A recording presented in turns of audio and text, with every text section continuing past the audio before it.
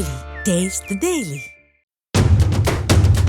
கைகள் விலங்கிடப்பட்டு கால்கள் சங்கிலியால் கட்டப்பட்டு அமெரிக்காவில் சட்டவிரோதமாக குடியேறிய இந்தியர்கள் 104 பேரை போர் விமானம் மூலம் இந்தியாவுக்கு அனுப்பி வைத்துள்ளது அமெரிக்கா. இவர்கள் அழைத்து வரப்பட்ட முறை நாடாளுமன்றத்தை முடக்கும் அளவுக்கு சென்ற நிலையில் அவர்கள் சட்டவிரோதமாக அமெரிக்காவுக்கு சென்ற பயணம் குறித்து அச்சத்தை ஏற்படுத்தும் தகவல்களை பகிர்ந்துள்ளனர்.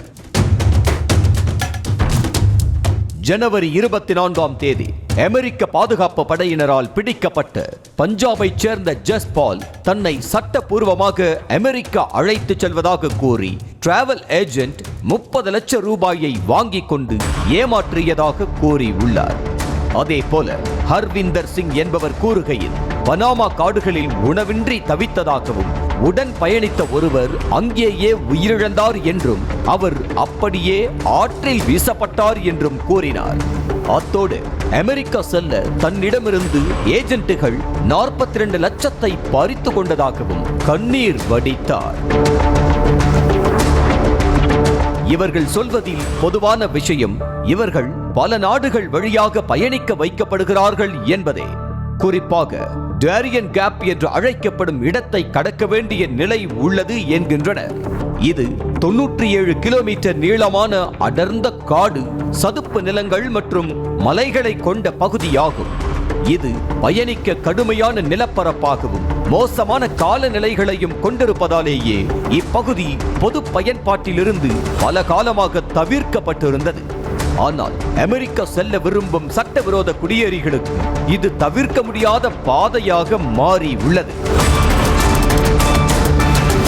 டேரியன் கேப்பை கடக்கும் போது அகதிகள் கடும் உயரமுள்ள மலைகளையும் சேரான சதுப்பு நிலங்களையும் காட்டாறுகளையும் ஆபத்தான விலங்குகள், விஷப்பாம்புகள், புலிகள் மற்றும் உயிருக்கு கேடு விளைவிக்கும் பூச்சிகளையும் தாண்டிதான் போக வேண்டும்.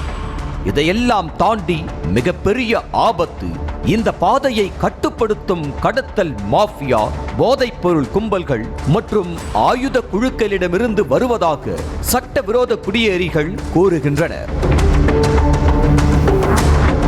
அமெரிக்காவில் சட்டவிரோதமாக நுழைய முயலும் இந்தியர்கள் பலர் டாங்கி ரூட் எனப்படும் கழுதை பாதை பயணத்தை பின்பற்றுகிறார்கள்.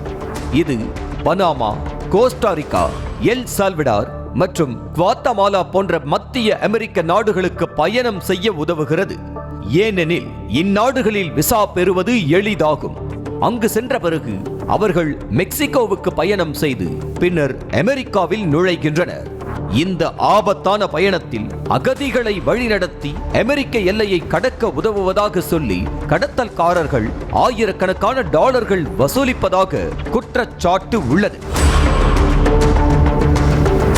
இந்த பயணம் 7 முதல் 15 நாட்கள் வரை ஆகலாம் என்றும் இதில் உணவு தட்டுப்பாடு, தண்ணீர் கிடைக்காத நிலை, நோய்கள் மற்றும் அதிக குற்றச்செயல்கள் போன்ற கடும் சிக்கல்களை எதிர்கொண்டு பலர் பாதி வழியிலேயே இறந்திருப்பதாகவும் கூறப்படுகிறது.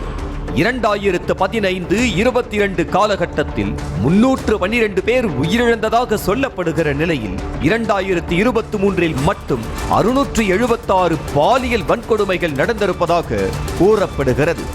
2023ஆம் ஆண்டில் மட்டும் இந்திய மதிப்பில் 500 கோடி ரூபாயை கடத்தல்காரர்கள் சட்டவிரோத குடியேற்றத்திற்காக பயணிப்பவர்களிடமிருந்து கொள்ளையடித்திருப்பதாக கூறப்படுகிறது.